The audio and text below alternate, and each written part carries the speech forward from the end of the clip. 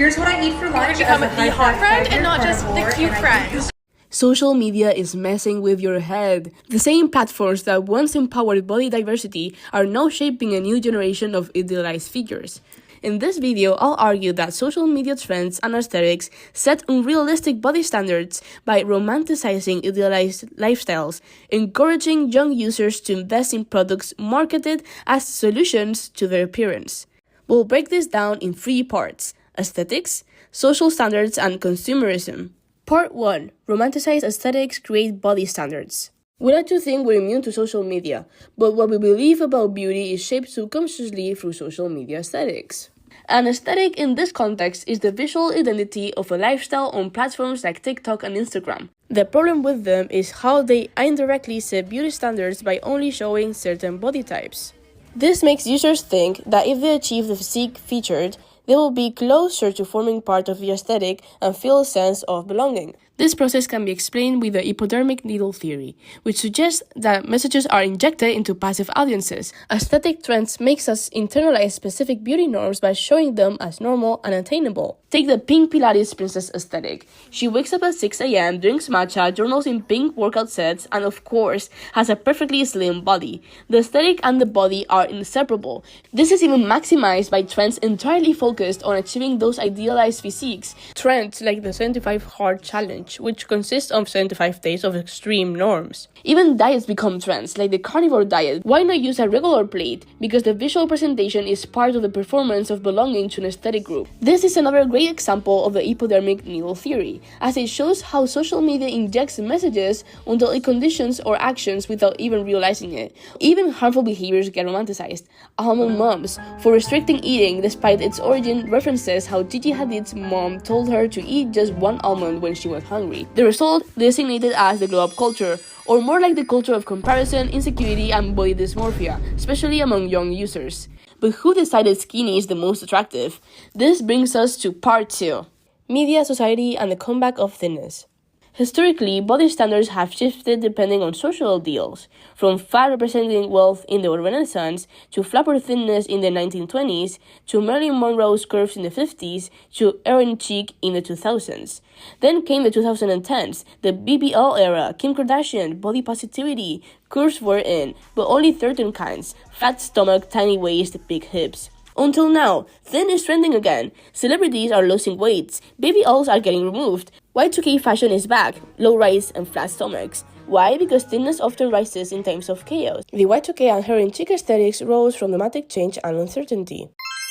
Sudden technological innovations, the iPhone, terrorist attacks, conflicts, financial crisis, environmental activism that resulted in the rise of heroin and drug abuse. Today is the same. Climate crisis, political instability, conflicts, AI, fake love online.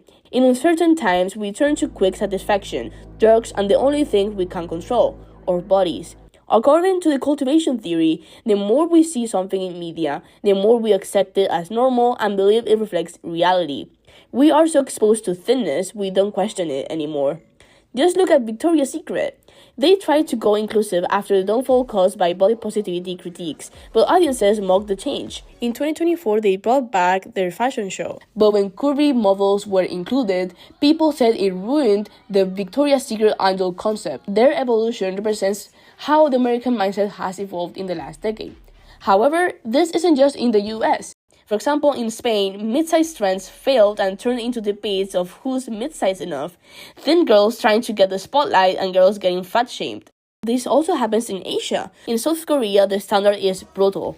K-pop idols are expected to weigh under 50 kilograms, regardless of their height. Celebrities make this even worse. Just like the pink Pilates girl persona, real celebrities have always been models society looks up for inspiration. The Kardashians slimmed down and suddenly elegant thin is back. But what they do is leads us to buying products. But how does this happen? This brings us to part 3. Insecurity becomes profit. So far, we've seen how social media shapes what the ideal body standards are and how it spreads globally. But here's the final step of the cycle. When social media convinces us that there's something wrong with our body, it immediately tells us how to fix it. Nowadays, brands have quickly caught on to the glow-up culture and how deeply Gen Z is involved with it. It is not a coincidence that in every aesthetic video, the influencer casually shows her Lululemon matching set, has a partnership with a fitness brand, or is trying to sell you some sort of course. One day CMOS, the other is bone broth, ginger shots, protein supplements. Self-care and confidence have been turned into something you can buy. Even extreme habits are glamorized. Take skincare, romanticized with ASMRs, showing an insane amount of products. Nowadays, we also have the rise of Ozempic. Rich people get Ozempic, poor people get body positivity. The diabetes medication that became popular because of a side effect of losing weight. And now, my medication you don't need is being normalized. Suddenly, celebrities that once represented body diversity are accused of using it. Makes you feel good about your weight, and it costs 90% less than Ozempic. Celebrities play a massive role in consumerism related to body standards, as they don't just sell looks, they sell lifestyle and status. Even grocery stores like Erewhon have become luxury status symbols. By collaborations with celebrities, they attract young users to spend ridiculous amounts of money, and even without celebrities, aesthetics alone sell. Think of the pink Pilates girl again. It is not random how they all have the same gym bags. However, if we're already conscious that we are getting targeted, why do we keep consuming their content? This can be explained with the uses and notification theory. We seek media to satisfy certain needs, like validation, identity, escapism. When we watch glow-up content or workout routines, it gives us the illusion of progress. We think, I'm one of them now, even if nothing changes. How the cycle is kept alive in social media is by shifting the body standard goalpost from time to time.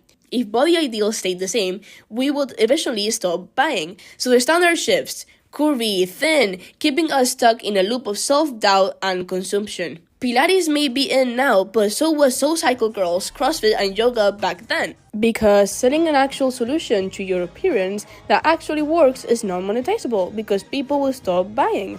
At the end of the day, there's no real fixer. There will always be something new to buy.